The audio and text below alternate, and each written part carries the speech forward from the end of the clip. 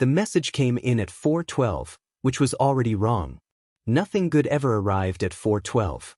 On outpost K-17, messages came in 3 predictable blocks: shift reports at 6 o'clock, logistics at 12 o'clock, and command updates at 1800 hours. Everything else was either a mistake, an emergency, or something someone didn't want questioned too closely. Corporal Ayan Malik had learned, over 8 years of service, to treat anything outside the schedule the same way you treat a loose panel in a vacuum corridor. Carefully, without assumptions, and preferably with something solid behind you. He was halfway through his first cup of reheated coffee when the terminal chimed again. Not the standard notification tone. This one was sharper. Intentional. He didn't touch it immediately. Instead, he took a slow sip of the coffee, which tasted like burnt metal and regret, and watched the screen from across the room like it might move if he looked away. It didn't. After a few seconds, he stood, crossed the small quarters, and tapped the console. The message wasn't marked urgent. It wasn't marked classified. It wasn't marked anything at all. Just a single line at the top. Origin, external/accord channel/priority override. That alone was enough to make him frown. Outpost K-17 didn't get Accord traffic. Not directly. They were too small, too far out, and too strategically unimportant to be worth the paperwork. Anything from the Accord usually went through 3 layers of command before it ever reached someone at his level. This hadn't. That meant one of 2 things. Either someone had made a mistake, or someone had decided not to. He opened the message. It wasn't long. That made it worse. To acting personnel, Outpost K-17. Designation, Human Representative Candidate Pool. You are hereby notified that a selection process is underway for enrollment in the Accord Strategic Cohort program. 1 candidate will be selected. Further details will be provided upon confirmation of eligibility. Stand by for evaluation. Ayan read it once. Then again. Then a 3rd time, slower, because sometimes meaning showed up late if you gave it space. It didn't help. Candidate pool, he said quietly, like saying it out loud might make it more reasonable. There were 43 people on K-17. 37 of them were engineers. 5 were security. 1 was him. That wasn't a pool. That was a puddle. He scrolled down. There was no signature. No issuing officer. No verification stamp.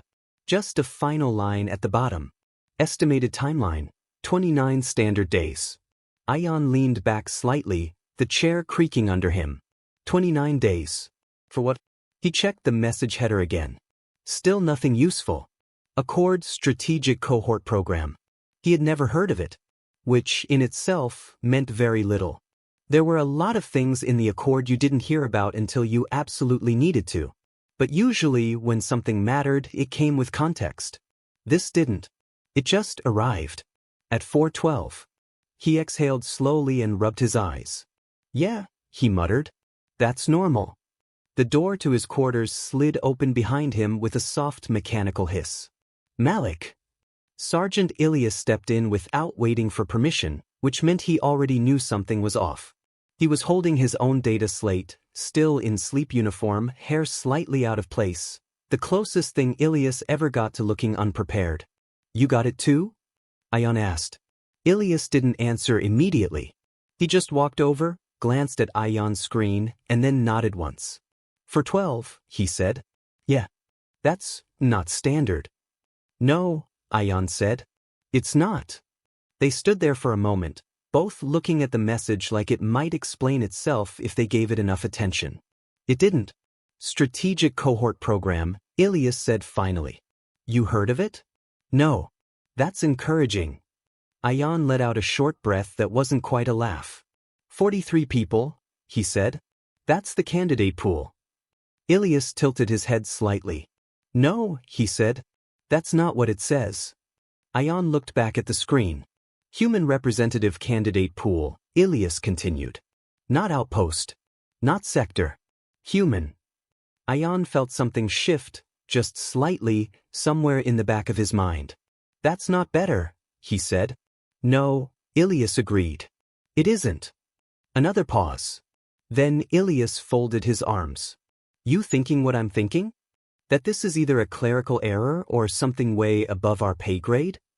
Yes. Yeah, Ayan said. Same. Ilias nodded once, like that settled it. Command will respond in a few hours, he said. Until then. He gestured vaguely at the screen. Don't do anything.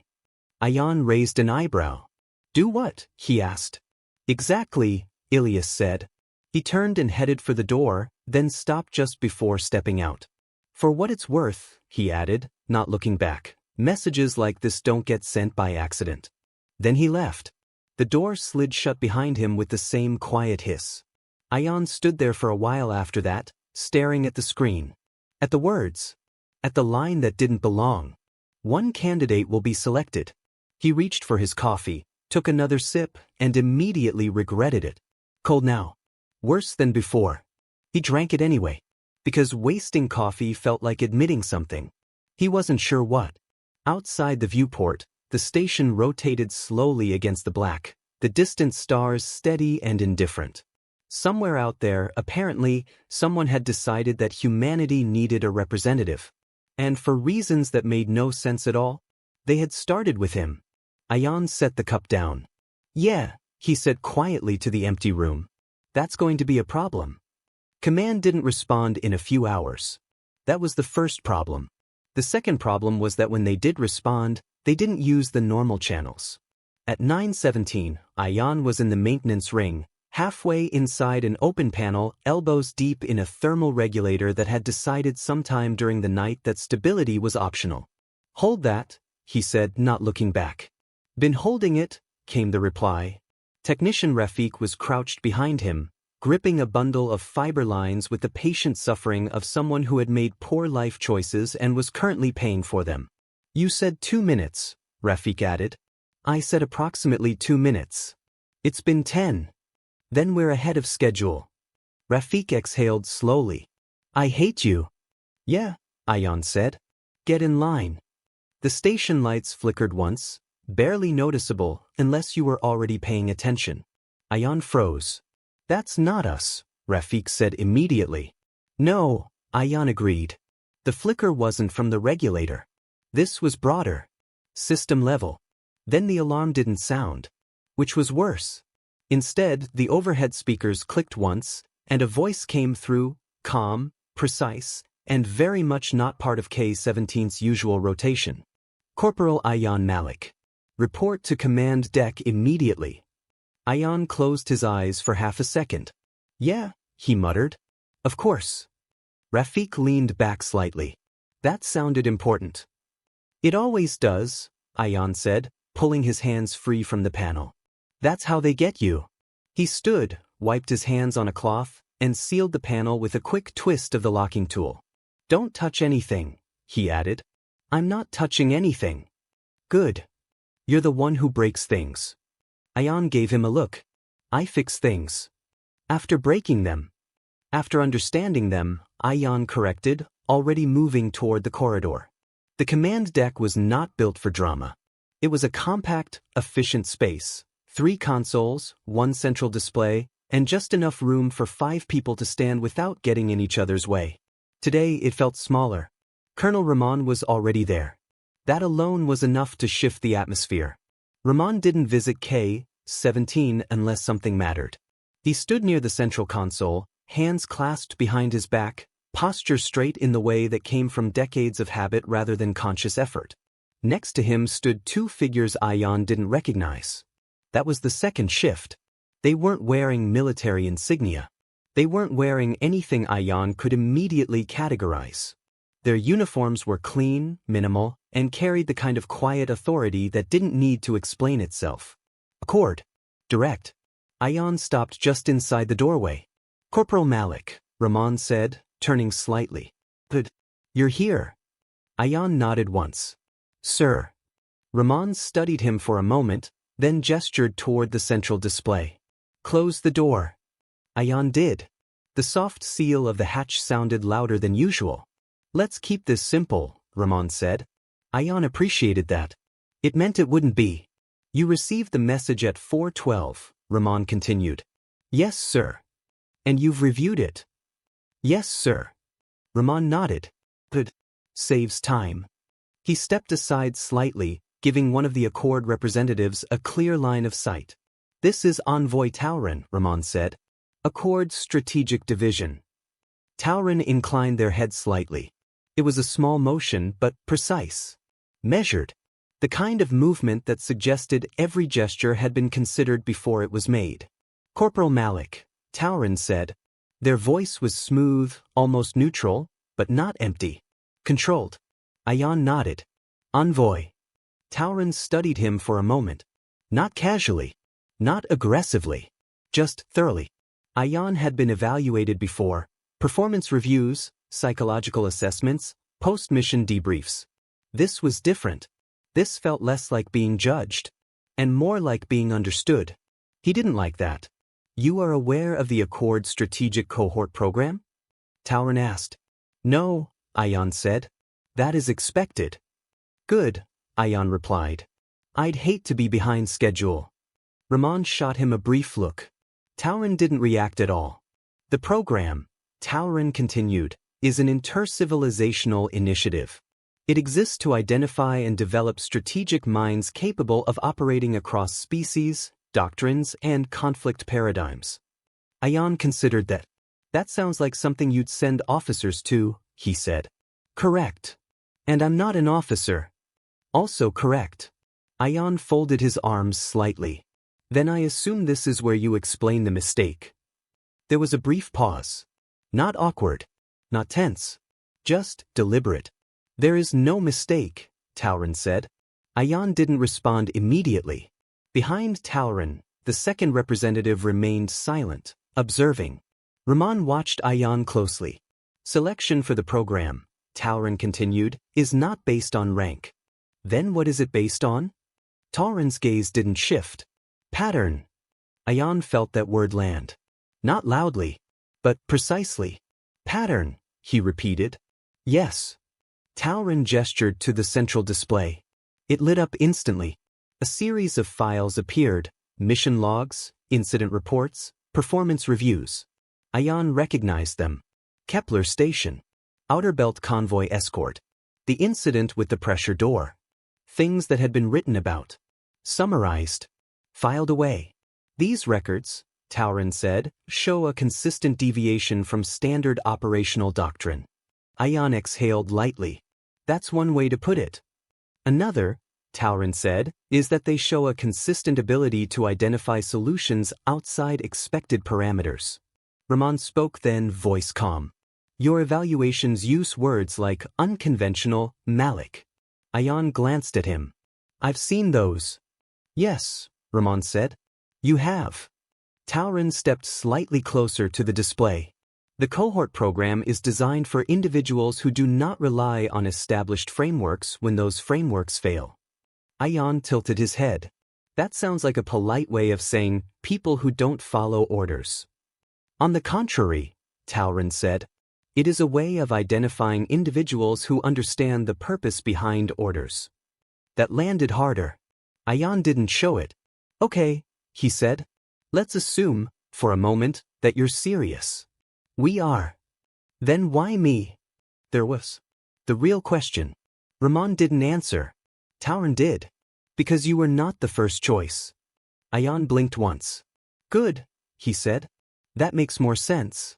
The primary candidate, Tauren continued, became unavailable. Of course they did. Your profile was identified as the closest match. Ayan let out a slow breath. So I'm the backup. You are the representative, Tauren said, because someone else couldn't make it. Yes. Ayan nodded slowly. Just making sure I understand the situation. Tauren held his gaze. You are being considered for selection, Corporal Malik, they said. Not assigned. Not ordered. That's new. You may decline. Ayan almost smiled. Can I? Yes. Ayan looked at Rahman. Rahman's expression didn't change. Technically, Rahman said. Ayan let out a quiet breath through his nose. Right, he said. He looked back at the display. At his own history, laid out like a pattern someone else had decided meant something. Timeline, he asked. 29 days until final selection, Tauren said. If selected, program duration is 14 months. Ayan nodded once. 14 months, he repeated. Correct. He looked at the screen again. At Kepler Station. At the notes. At the word unconventional repeated in different forms by different people who had all meant the same thing. Then he looked back at Tauren. You're sending a corporal, he said, to represent humanity in a program I've never heard of, based on a pattern I didn't know I had. A small pause. Because your first choice had a bad day. Tauren didn't blink. Yes. Ayan considered that. Then he nodded once. Okay, he said. Ramon's eyes narrowed slightly. That's it, he asked. For now, Ayan said. He looked at Tauren. When do I find out if I'm the mistake you keep or the one you correct? Tauren's answer came without hesitation. Soon. Ayan nodded again.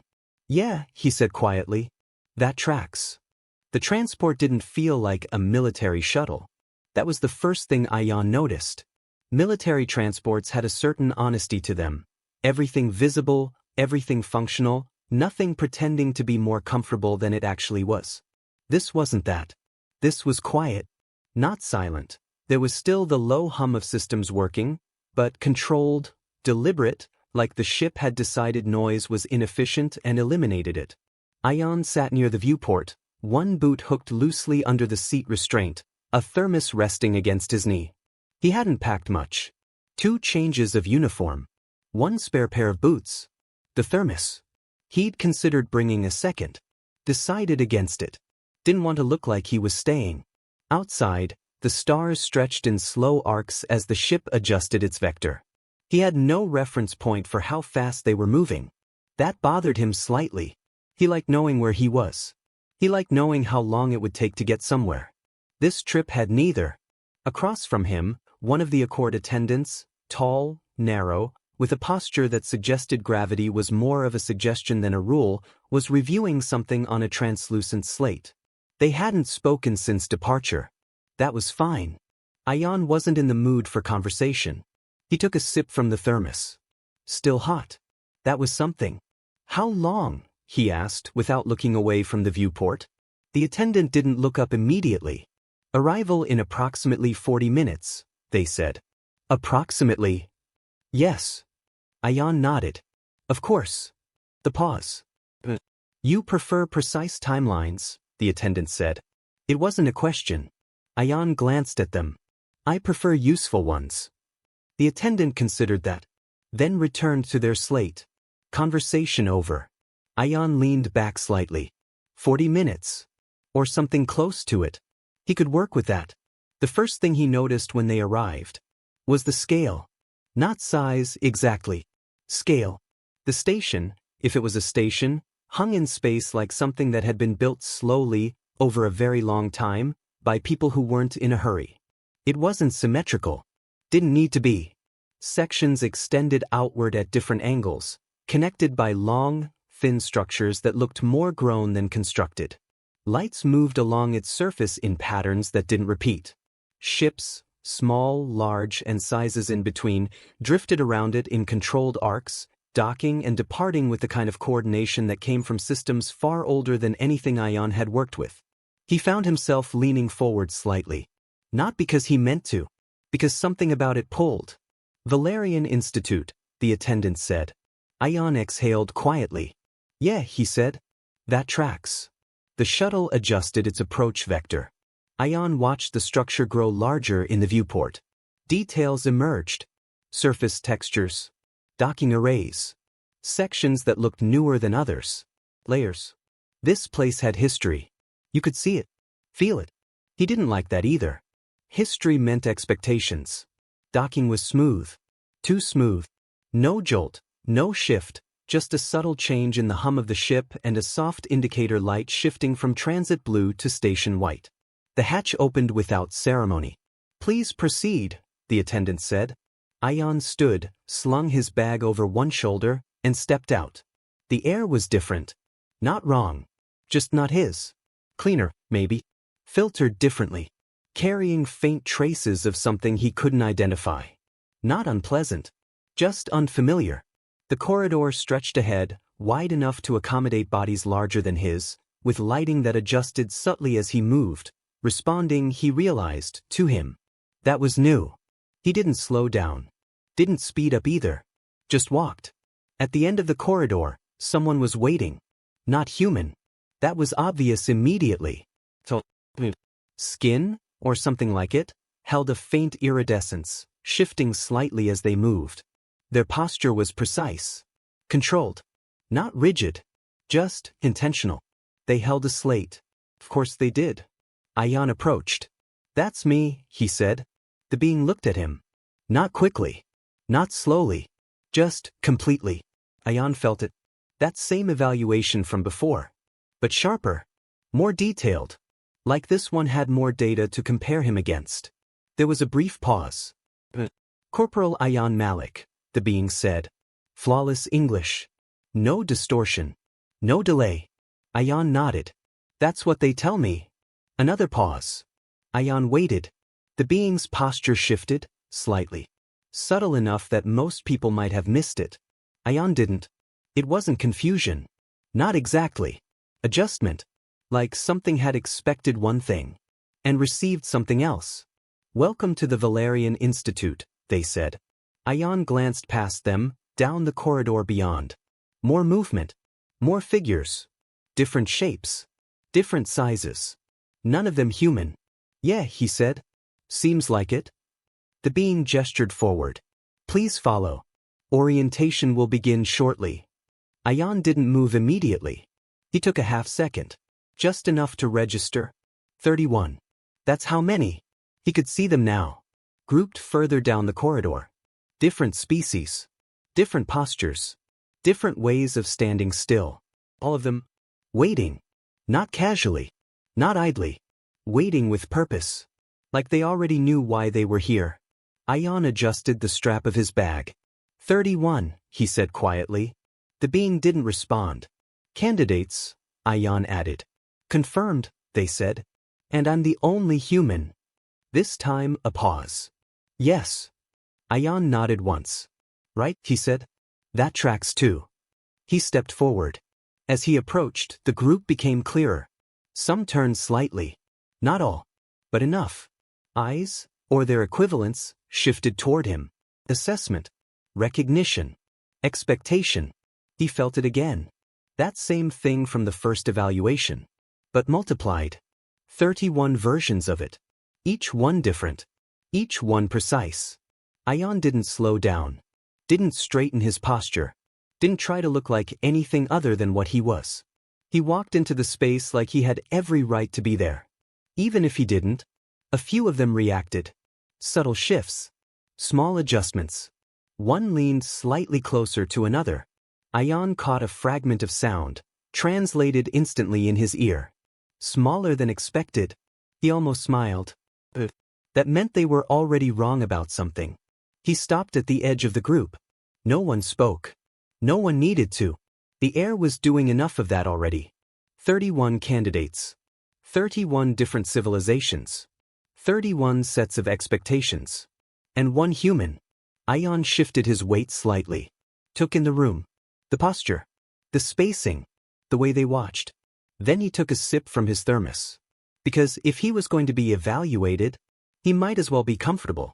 Morning, he said. A few of them blinked. Not all species blinked. But enough.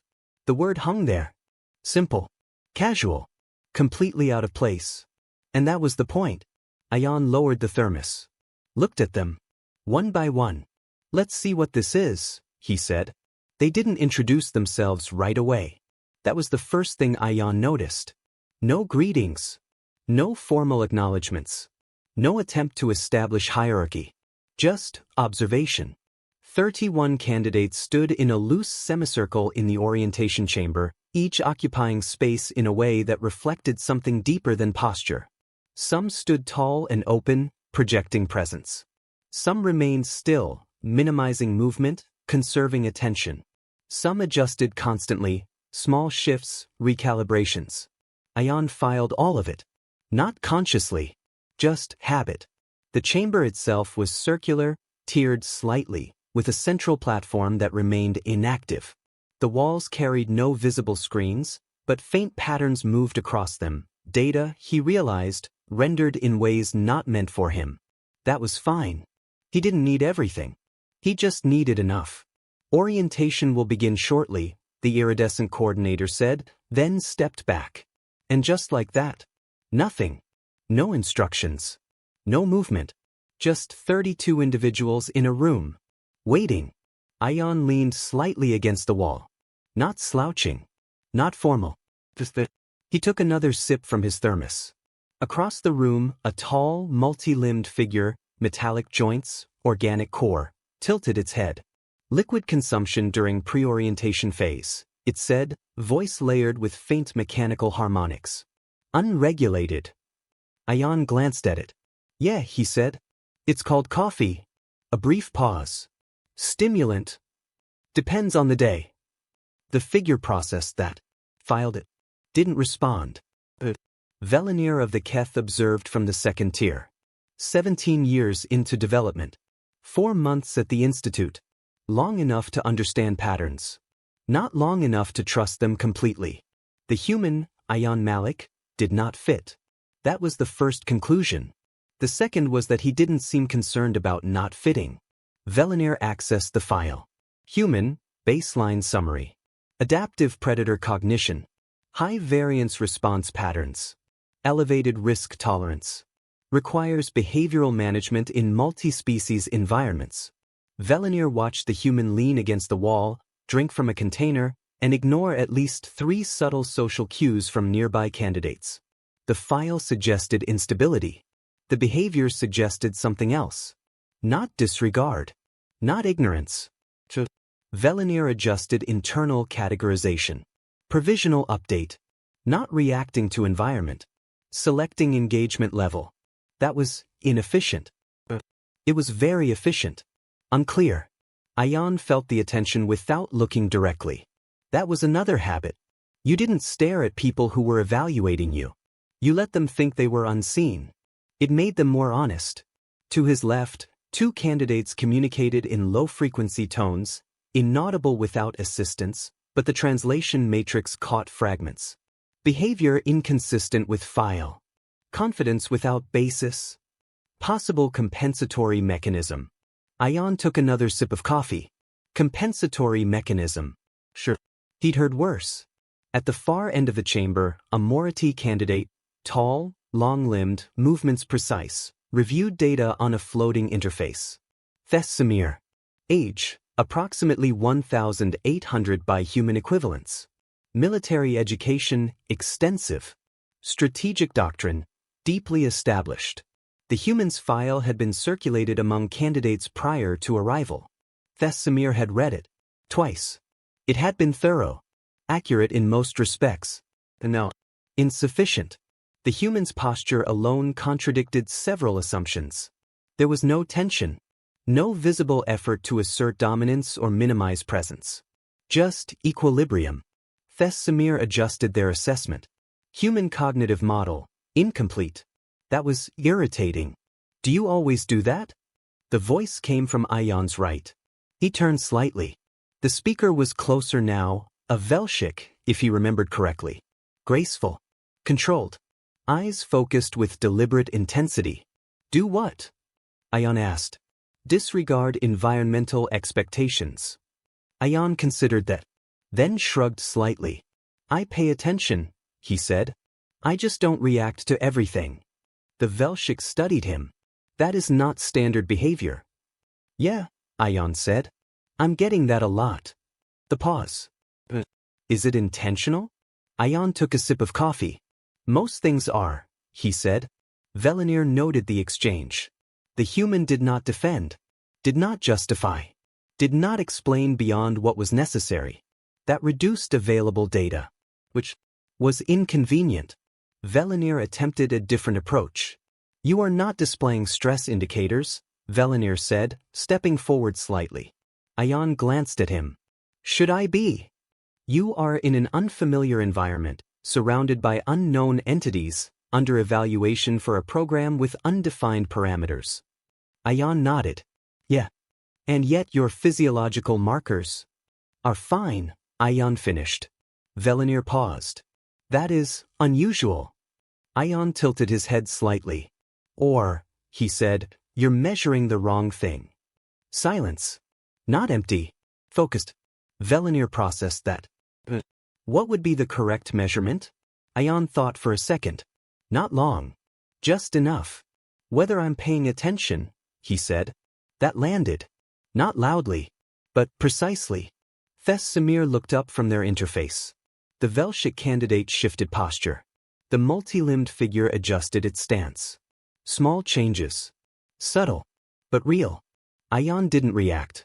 He just leaned back against the wall again. Because the moment wasn't about him. It was about what they did with it. The chamber lights shifted slightly. Not brighter. Just different. The coordinators stepped forward again. Orientation will now begin, they said. But something had already started. Before the instruction. Before the program. Before the first official test. 31 candidates had arrived with a model. A framework. An expectation. And in less than 10 minutes, that framework had developed a fracture. Hairline. But Velinir updated their file again. Crossed out a line. Requires management. Replaced it with unclassified variable. They stared at the words for a moment. Then added one more. Observe. At the edge of the room, Ayan finished his coffee. Set the thermos down. And looked toward the center platform as it activated. All right, he said quietly. Let's see the problem. The platform in the center of the chamber came alive without sound.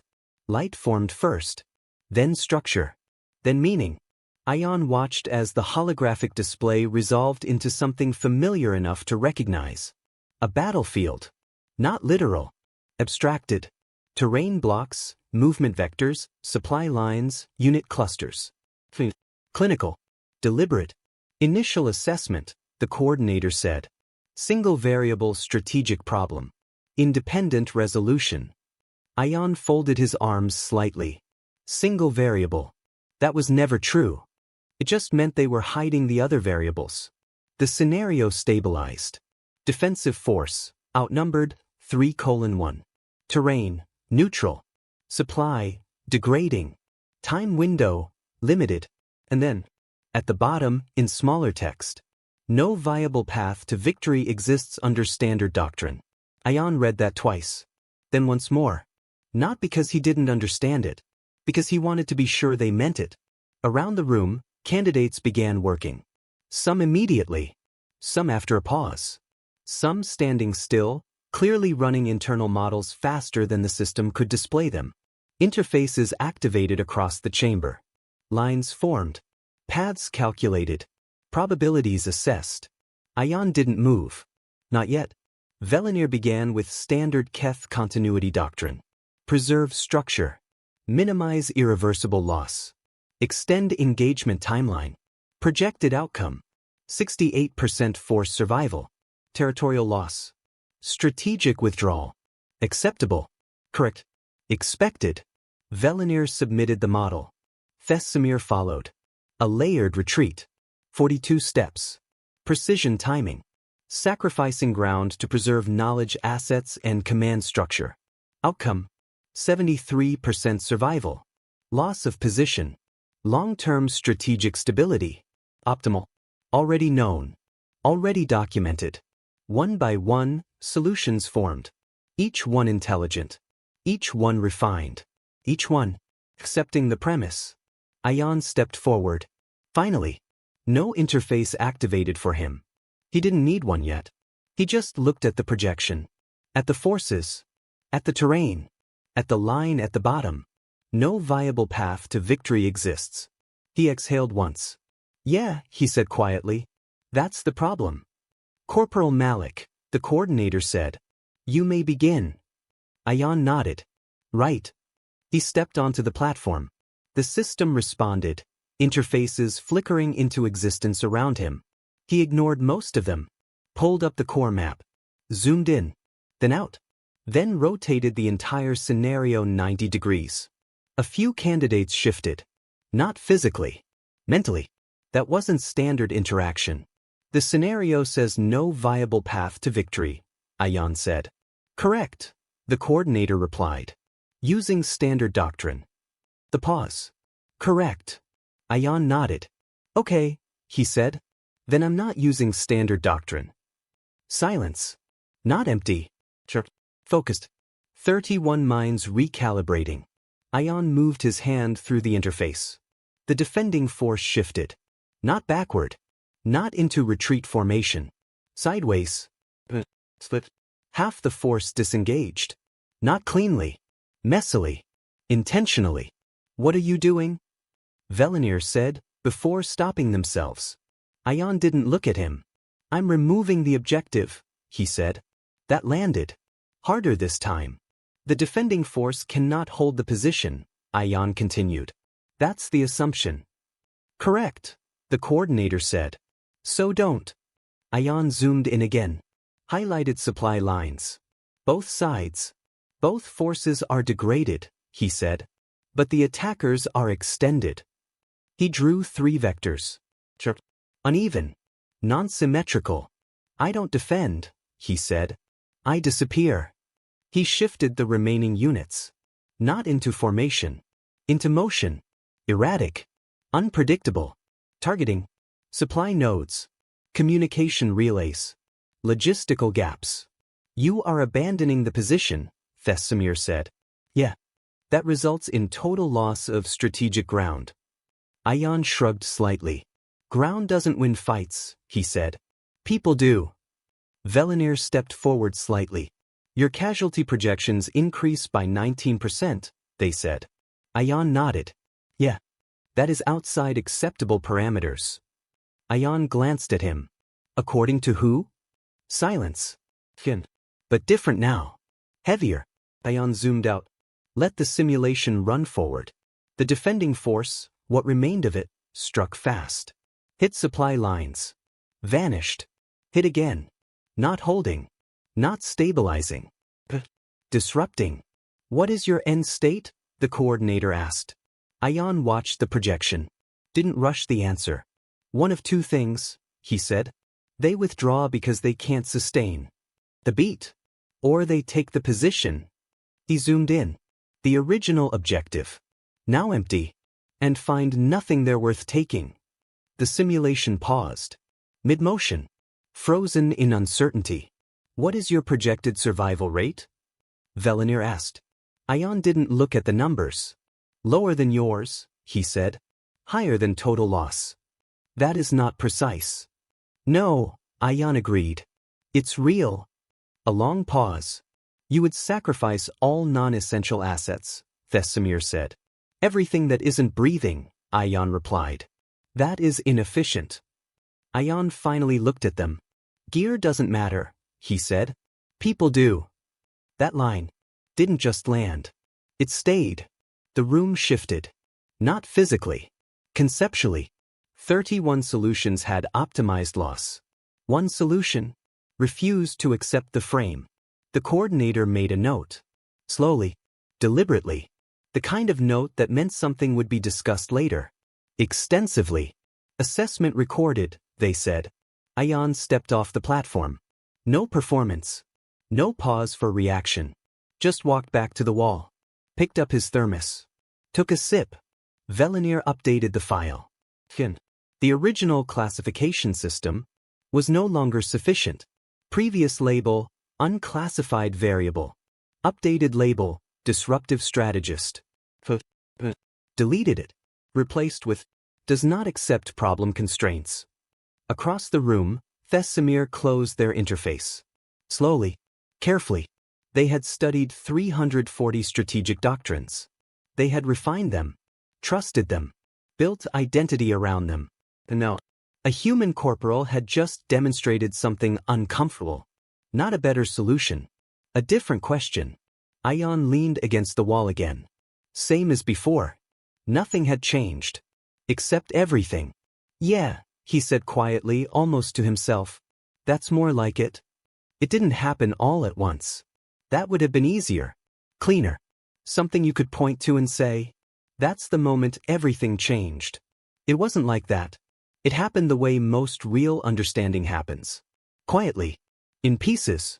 The next assessment came 12 hours later. Different scenario. Different parameters. Same line at the bottom. Constraints define the solution space. Ayan read it once. Then ignored it. Velinir didn't. Velinir followed the constraints. Optimized within them. Produced a result that was, by all measurable standards, correct. They submitted. Waited. Not for approval. For comparison. Ayan's solution came 3 minutes later. It didn't follow the constraints. It reinterpreted them. Not aggressively. Not dramatically. Just sideways. Velinir reviewed it. Twice. Then a third time. The logic held. The outcome was better. Not by a wide margin. But enough. Enough to matter. Enough to disrupt. Velinir didn't update the file immediately. That was new. By the third assessment, candidates had adjusted. Slightly. They began testing edges. Pushing boundaries. Exploring outside standard doctrine. Carefully. Measured. Controlled. Ayan didn't adjust. He didn't need to. He wasn't reacting to the system. He was interacting with it. At 5 o'clock the next morning, Velinir found him running. Not training. Not part of any scheduled activity. Running. The corridor lights were dim at that hour, calibrated for species with lower visual thresholds. The station was quieter. Not empty, but not active. The kind of quiet that felt like space between thoughts. Ayan came around the curve at a steady pace. Not sprinting. Not pushing. Moving. Velinir stepped aside as he passed. Without planning to, turned and followed. You are not required to do this, Velinir said after a few steps. Ayan didn't stop. Yeah, he said. I know. Then why? Ayan thought for half a second. Not more. Helps, he said. With what? My brain. Velinir processed that. The human file described physical exertion as stress regulation, biological maintenance, combat readiness enhancement. This did not match those parameters. Ayan didn't look stressed. Didn't look like he was preparing for anything. Too comfortable. You're enjoying this, Velinir said. Ayan glanced at him briefly. Yeah, he said. That's allowed. Velinir filed. Running equals recreational. Then paused. Then added. Running equals cognitive alignment? They ran in silence for a while. It wasn't uncomfortable. That was unexpected. Can I ask you something? Ayan said. Yes. You were watching me yesterday. Velinir didn't deny it. That is correct. What were you trying to figure out? Velinir considered the honest answer. Then chose to give it. I was attempting to categorize your behavior, they said. Ayan nodded. Yeah, he said. How's that going? The pause. Unsuccessful. Ayan smiled. Not big. Just enough. Good, he said. That was not the expected response. Velinir slowed slightly. Why is that good? Ayan kept running. Because if you can categorize me too fast, he said, you stop paying attention. That landed. Velinir didn't respond. Not immediately. They were still processing that when Ayan turned the next corner and kept moving. Later that day, the pattern continued. In strategy sessions, Ayan didn't speak first. He listened. Let others build. Let them commit. He asked one question. Not big questions. Not dramatic ones. Precise. What assumption is that based on? And suddenly, the entire model shifted. Oren, Velshik candidate, diplomatic lineage, began sitting closer during sessions. Not intentionally. At first. Convenience. Then pattern. Ayan had a habit. When he worked a problem, he went quiet. Not passive. Not disengaged. Focused. Oren learned to recognize it. That specific kind of silence. Found that meant something was about to change. By the end of week 2, candidates stopped trying to predict Ayan. This was not a small shift. Prediction was the foundation of strategy. If you couldn't predict someone, you couldn't model them. If you couldn't model them, you couldn't control outcomes involving them. So they stopped. Instead, they started watching. Not with suspicion. Something else. Curiosity. Samir resisted it longer than most. The Moiety had 2,000 years of refined doctrine. They had studied under masters. They had built frameworks that worked. And yet, a human corporal kept finding angles those frameworks didn't account for. That was uncomfortable. Samir reviewed Ayan's solutions. Not once. Repeatedly. Looking for error. For inconsistency. For weakness. They didn't find it. What they found instead was something worse. Consistency. Not in method. In outcome. Ayan didn't follow a doctrine. He followed a principle. And they didn't know what that principle was. At the end of week 3, Velinir updated the file again. The original descriptors were no longer relevant. Aggressive, unstable, no. High risk, incomplete. Velinir stared at the screen for a long time. Deleted the entire classification block. Replaced it with a single line. Observes differently. Then added, acts accordingly. Across the facility, other candidates were reaching similar conclusions. Different words. Same shape. But was not operating inside the system. He was operating adjacent to it. That was harder to deal with. Much harder. In the strategy room, Ayan sat alone at one of the terminals. New scenario. Same pattern. He read the brief. Then wrote one line. Check what the problem assumes I won't do. He leaned back slightly, took a sip from his thermos, and started working. Around him, 31 candidates adjusted their approach. Not to copy him, but because they couldn't ignore him anymore. And somewhere quietly, without announcement, without acknowledgement, without anyone saying it out loud, the dynamic had shifted. From, what is this human? To, what are we missing? Ayan didn't notice. Or if he did, he didn't react. He just kept doing what he always did. Looking at the problem. Finding the angle. And moving. Yeah, he muttered quietly. That's starting to make sense. The classroom didn't look like a classroom. There were no desks. No clear front. No obvious hierarchy. Just a circular space with low ambient lighting and a central platform that remained inactive. The walls carried slow-moving patterns, data, Ayan assumed, but not in any format he recognized. 32 candidates sat or stood in positions that reflected preference rather than assignment. Ayan sat near the edge. Not hiding. Just not in the center. He preferred having a view of the whole room. The instructor arrived without announcement. One moment. Empty space. Presence. Sarah. Older than Velinir by several orders of magnitude. That was obvious without needing confirmation. There was a weight to her stillness. Not physical. Something else. The kind of attention that had been practiced for a very long time. She didn't speak immediately. She let the silence settle. Not uncomfortable. Just intentional. Every civilization, she said, enters conflict with an assumption. Her voice was quiet, but it carried. Not a strategy, she continued. Not a doctrine. A belief. Ayan leaned forward slightly. That was new. A belief so fundamental, Sarah said, that it is rarely examined.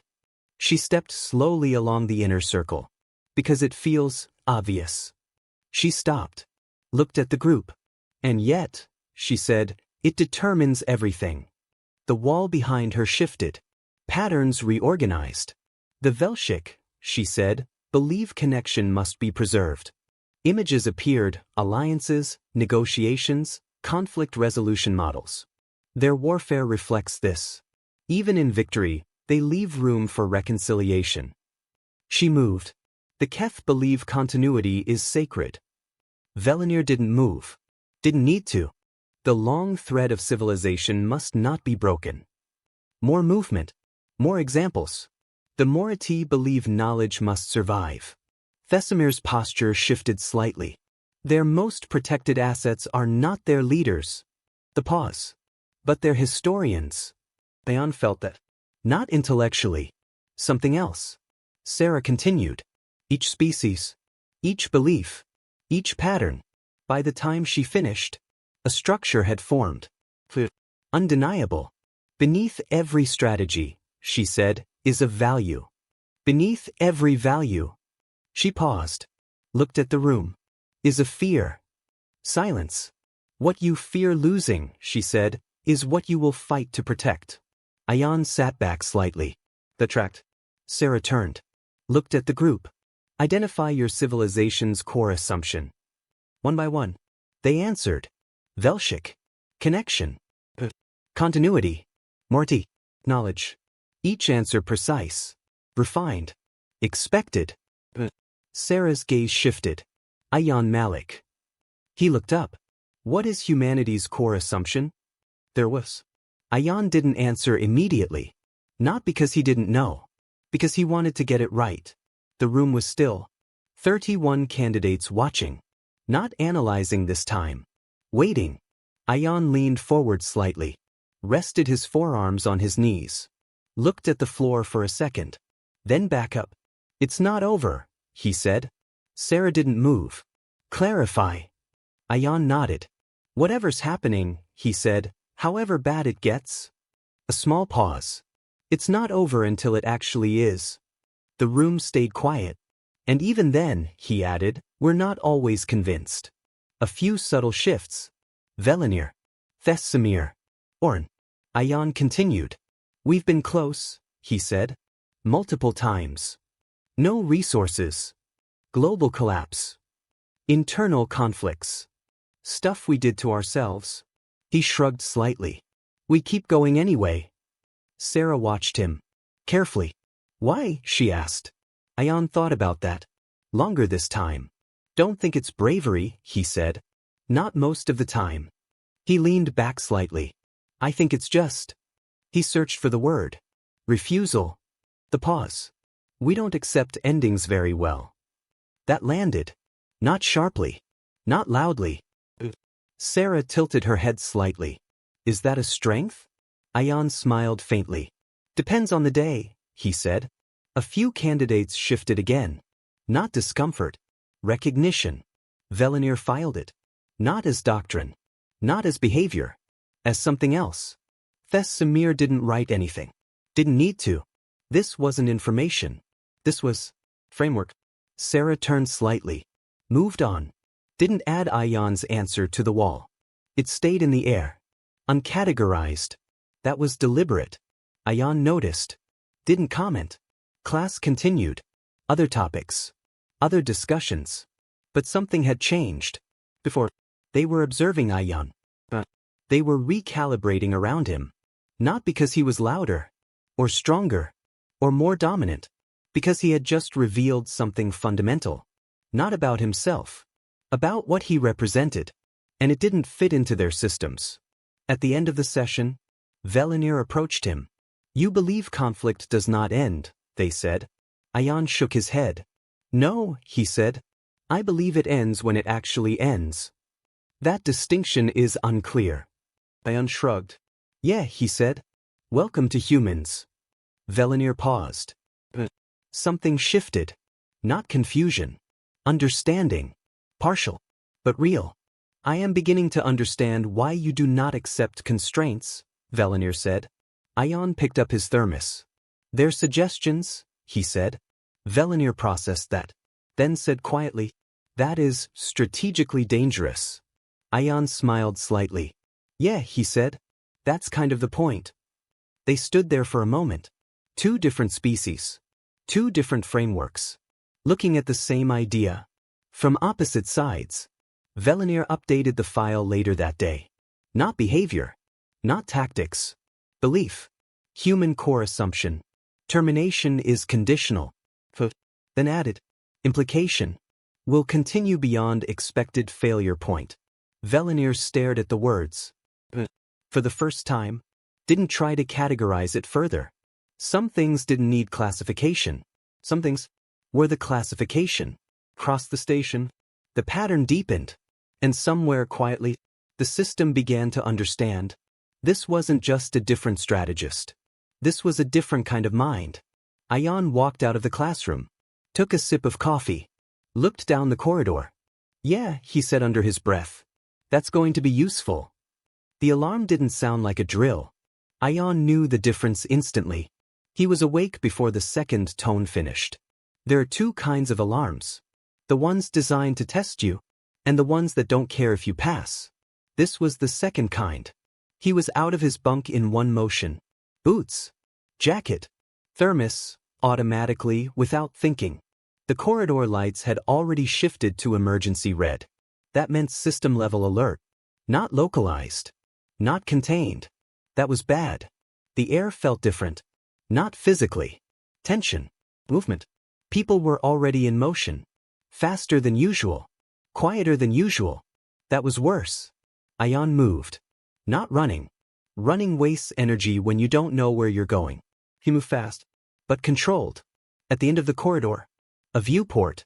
He stopped for exactly 1 second. 3 ships. Not accord.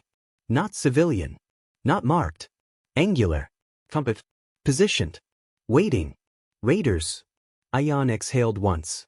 Okay, he said quietly. That's not ideal. He kept moving. The situation room was already active. Not fully staffed. That was the first problem. Velinir was at the comm array. Oren at the sensor display. Samir in the center. Still focused. Running numbers. No faculty. No command staff. That was the second problem. Systems? Ayan asked, stepping in. Partial communication failure, Oren said. External channels unstable. Internal? Fragmented. Velinir looked up. They are holding position, they said. Not attacking. Ayan moved to the central display. Looked at the ships. Their positioning. Their spacing. Their patience. That told him everything. They're not here to destroy us, he said. Silence. What? Oren asked. They'd already be firing if that was the plan, Ayan said. They're waiting. For what? Velinir asked. For us, Ayan said. That landed. Samir looked at him. Clarify. Ayan zoomed the display. Highlighted the station. Then the ships. This is leverage, he said. Not assault. The pause. They show up, he continued. They let us see them. They wait. Why? Velinir asked. Because the first move tells them everything, Ayan said. Silence again. They're watching how we react, Oren said slowly. Yeah, Ayan said. He stepped back. Looked at the room. 32 cadets. No command authority. No chain of command. Not panic. But close. Ayan felt it. Didn't ignore it. Didn't push it away. Noted it. Okay, he said. He didn't raise his voice. Didn't need to. They're not firing, he said. That gives us time. The beat. Not much, he added. A Dreth cadet stepped forward. You do not have command authority, they said. Ayan nodded. You're right, he said. That threw them. If someone with authority walks in that door, Ayan continued, I'll hand this over immediately. He glanced at the door. Then back. Does that seem likely in the next 2 minutes? Silence. No one answered. Ayan nodded once. Okay, he said. He moved. Not fast. Not rushed. Deliberate. Velinir, he said. Velinir turned instantly. I need a direct line to the lead ship, Ayan said. Not broadcast. Direct. That is not standard. I know, Ayan said. Do it anyway. The pause. Velinir moved. That was the first shift. Oren, Ayan said. Yes. Monitor their internal comms if you can pick it up. Don't decode yet. Just patterns. Understood. Samir. The Morati turned. I need full station schematics. Not public ones. Real ones. Samir held his gaze. Then nodded. Accessing. That was the second shift. Ayan moved through the room. Assigning. Redirecting. Not asking. Not ordering either. Pointing at what needed to happen. And people followed. Not because of rank. Because it made sense. Velinir opened the line. They are responding, they said. Of course they were. They'd been waiting. A voice came through. Translated instantly. Valerian Institute, it said. Cease all outbound communication and prepare for compliance. Controlled. Used to this. Ayan nodded slightly. Keep them talking, he said quietly. Velinir did. Questions. Requests. Delays. Not resistance. Not yet. Ayan turned back to the display. What he needed. What they wanted. Control. Those were not the same thing. Sensor logs, he said. Veril, data specialist, looked up. Pulling last 12 hours. Anything before they showed up. Working. Ayan watched. The ships hadn't rushed. They'd been here. Watching. Waiting. Comfortable. They weren't expecting resistance. That helped. Schematics, Thesamir said. Ayan stepped over. Old structure. Converted generation ship. Layers. Redundancy. Not what it looked like from outside. Where are we weakest? Ayan asked. Thesamir pointed. Maintenance access points. Structural seams. Un moniteur de zone. Ayan nodded. That's where they'd hit. That's where they'd expect failure. He knew their plan. Or close enough. He looked at the clock. Time moving. Always moving. Okay, he said. He didn't explain everything. Not yet. Didn't need to. Velinir, he said. Tell them we're preparing compliance protocols. Velinir paused. That is a lie, Ayan said. Yeah. The beat. Velinir nodded. Understood. That was the third shift. Ayan looked around the room. Everyone moving now. Not perfectly. Not smoothly. But together. That mattered more. They think we're scared, Ayan said. The pause. We are, Oren said. Ayan nodded. Yeah, he said. That's fine. They looked at him. Ayan's voice didn't change. Just don't let them see it. Silence. Movement again. Faster this time. More certain. Ayan stepped back. Looked at the board. 3 ships. 32 cadets. No authority. Limited time. He exhaled slowly. All right, he said. Let's see what they're not expecting. So, the ships held position. Inside. Something had already changed. Not the situation. The response. And that was enough to start. The plan wasn't elegant. Ayan knew that. It had rough edges. Timing gaps.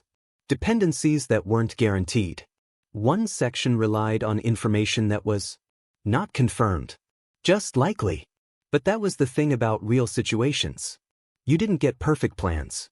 You got working ones. Status, Ayan said. Line is stable, Velinir replied. They are maintaining communication. That meant they were still engaged. Still expecting compliance. They think we're stalling, Oren added. Ayan shook his head slightly. No, he said. They think we're processing. That mattered. Processing meant delay. Delay meant control. Sensor logs confirm, Veril said. They entered system 14 hours ago. No aggressive maneuvering. Comfortable, Ayan muttered. Schematics mapped, Thesamir said. External access points identified. Structural integrity higher than public specs. Ayan nodded.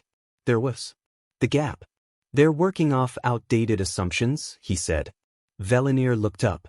Explain. They think this place is softer than it is, Ayan said. They think if they hit the right points. He tapped the display. We fold. The pause. But we don't, Oren said slowly. Ayan nodded. Not if we don't behave like they expect. He turned to Velinir. Keep them on the line, he said. Slow it down. Ask questions. What questions? Ayan shrugged slightly. Anything that sounds official. Velinir didn't hesitate. Understood. The voice from the raider ship returned. Compliance delay noted, it said. Explain. Velinir responded. Measured. Authorization protocols require multi-layer verification. Ayan watched. The tone. The pacing. Perfect. The raider voice paused. Accepted it. That told Ayan something important. They were confident. Overconfident. Time? Ayan asked. 52 minutes since alert, Veril said. Ayan nodded. They needed 90. That meant they were halfway. And everything could still break. Power grid, Ayan said. Samir pulled it up. Layered systems. Primary. Secondary. Tertiary. Redundant. This isn't a station, Ayan said quietly. No, Samir agreed. It's a ship. Ayan smiled faintly. Exactly. He zoomed in. They'll target comms, he said. Disable coordination. Logical, Velinir said. Yeah, Ayan replied. Standard doctrine. The pause. So we don't let that matter? Oren looked at him. How? Ayan tapped 3 separate nodes. We already routed a distress signal through secondary arrays, he said. Narrowband. Hard to detect. Velinir blinked. You did that when? 40 minutes ago. Silence. You initiated external contact without authorization, Samir said. Ayan nodded. Yeah. That is a violation. Yeah. The pause. Continue, Samir said. That was the shift. Ayan pointed again. They knock out primary comms. They think we're blind. He zoomed further. But we're not. The system simulated. Primary array. Disabled. Secondary. Still active. Hidden. They won't see it, Oren said. No, Ayan agreed. They won't expect it. Velinir's skin flickered faintly. Stress response. Estimated response time? They asked. Best case? Veril said. 90 minutes. Worst. 110. Ayan exhaled. We need 90. He turned back to the room. Everything we do from now on. The pause. Is about time. The room tightened. Focus. Alignment. No one questioned it anymore. Velinir adjusted comm pacing. Slower responses. More questions. More verification loops. The raider voice grew. Slightly impatient. That meant they were still invested. At minute 60, they pushed.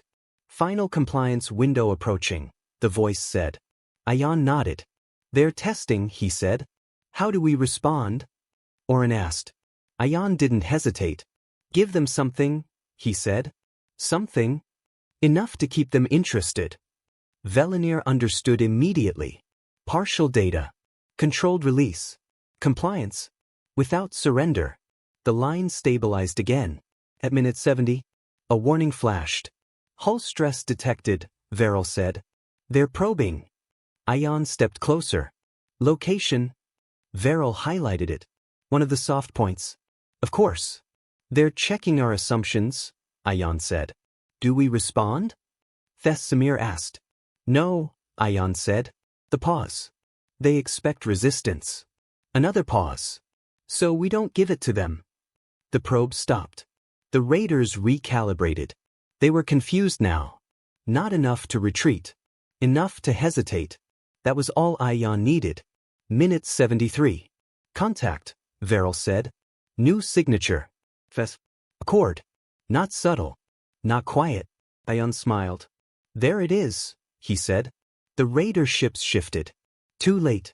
They'd stayed too long. They'd committed. And now, they had to disengage. Message. One final search. Then retreat. The station held. Barely. Damage reports came in. Minor structural breaches. System strain. 3 injuries. No losses. Ayan stepped back. The room didn't move immediately. Stood there. Processing. Velinir looked at the display. Then at Ayan. You maintained control, they said. Ayan shook his head. No, he said. We bought time. Samir stepped forward. You operated outside all acceptable parameters. Ayan nodded. Yeah. The pause. And you succeeded. Ayan shrugged slightly. Yeah. Silence. Not empty. Different. Heavier. Resolved. Oren spoke quietly. They followed you. Ayan looked around. At the room. At the people. They followed the plan, he said. Velinir shook their head. No, they said. They followed you. Ayan didn't answer that. Didn't need to. The stars hadn't moved. Everything had. Ayan picked up his thermos. Took a sip. Cold now. Didn't matter. Yeah, he said quietly. That worked. The debrief was quieter than Ayan expected. Not calm. Not relaxed. Just measured. The same room. Same circular layout. Same central platform. Different air. 32 candidates sat in positions that were no longer accidental. There was structure now. Not assigned. Ayan sat where he always did. Edge of the room. Clear view. No obstruction. Sarah stood at the center. Stillness. Control. Tension. Timeline, she said. The wall shifted. Minute by minute. Action by action. Every decision. Every delay. Every deviation. Nothing was skipped. Nothing softened. Velineur's calm pacing. Oren's signal tracking. Thesamir's structural mapping. Ayan. Not highlighted. Not isolated. Integrated. 3 injuries, Sarah said. No fatalities. The pause. Primary systems strained. Secondary systems intact. Another pause. Outcome, survival. She looked at the room. What was the failure point? She asked. Silence. Not hesitation. Consideration. Thesamir spoke first. There were multiple, they said. Structural exposure. Communication vulnerability. Command absence. Sarah nodded. Correct. She turned slightly. And yet. The pause. You succeeded. That word wasn't praise. It was observation. Sarah's gaze shifted. Ayan Malik. He looked up. What was your contingency? She asked. Ayan didn't answer immediately. Not because he didn't know. Because the question was incomplete. Which part? He asked. A few candidates shifted. Sarah didn't. Primary plan failure, she clarified. Ayan nodded. Another plan, he said. And if that failed? Another one. The pause. And after that? Ayan leaned back slightly. Same approach, he said. Silence. Not confusion. Recognition. You would have continued, Sarah said. It wasn't a question. Ayan frowned slightly. That's the job, he said. That landed differently. Not impressive. Not dramatic. Simple. Fundamental. Sarah held his gaze for a moment. Moved on. Debrief continued. Adjustments. Improvements. Alternative responses. But the shape of it was already decided. Not by authority. By outcome. No applause. No ceremony. Understanding. Later. Ayan stood alone at the observation deck. The station was quieter now. Systems stabilized. Movement normalized. The stars were exactly where they had been. Unmoved. He rested his forearms against the railing. Thermos in hand. Footsteps behind him. Velineur. They didn't announce themselves. Didn't need to. You knew, Velineur said. Ayan didn't turn. Knew what? That the plan would work. Ayan shook his head. No, he said. The pause. You acted as if you did. Ayan took a sip of coffee. Cold again. Yeah, he said. Another pause. That is inconsistent, Velineur said. Ayan smiled slightly. Not really. He finally turned. You don't wait for certainty, he said. Why not? Ayan shrugged. Because it never shows up on time. Velineur processed that. You operated without complete information, they said. Yeah. That is inefficient. Ayan tilted his head. Depends what you're optimizing for, he said. Velineur paused. What were you optimizing for? Ayan looked past them. Out at the stars. Time, he said. The beat. And people. Silence. Velineur nodded slowly. That aligns with your stated assumption, they said. Yeah. Another pause. I have updated my classification, Velineur added. Ayan raised an eyebrow. Oh. Velineur hesitated. That was new. You are not a disruption, they said. Ayan waited. You are. The pause. A continuation. Ayan blinked once. Of what? Velineur looked at him. That is still unclear. Ayan smiled. Yeah, he said. Welcome to humans. Weeks later, the official notice arrived. Not dramatic. Not urgent. Formal. Ayan read it sitting on the same observation deck. Same thermos. Same view. Chord's strategic division, classification update. Subject: human civilization. Status: extended strategic assessment tier. Ayan read that twice. Then leaned back slightly. Yeah, he said. That tracks. He looked out at the stars again. Somewhere out there, 9 billion people. Most of them, completely unaware that anything had changed. And in a way, nothing had. Still the same world. Same problems. Same patterns. Seen differently now. Velinir joined him again. The Accord is reassessing your species, they said. Ayan nodded. Good, he said. That's probably overdue. The pause. You are not concerned? Velinir asked. Ayan thought about that. Not really, he said. Why? Ayan took a slow sip. Because we've been underestimated before, he said. The beat. And it usually works out. Velinir looked at him. That is not a reassuring statement. Ayan smiled slightly. Yeah, he said. Depends which side you're on. Far from the observation deck, in a room lined with data older than most civilizations, Envoy Talrin reviewed the report. Not the summary. The full record. Every decision. Every deviation. Every pattern. They paused at one section. Subject behavior analysis. Rejects fixed endpoints. Maintains function under loss. Integrates external doctrines without conflict. Continues beyond projected failure thresholds. Talrin leaned back slightly. Then opened a private log. One line. Carefully written. Not for immediate use. For later. We believed we were observing adaptation. The pause. We were observing persistence. They closed the file. The station moved slowly through space. The system adjusted. Not quickly. Not completely. But enough. And somewhere. Without announcement. Without permission. Without needing either. A door had opened. And something that had always been there had finally been seen. Ayan finished his coffee. Set the thermos down. Yeah, he said quietly. Not over.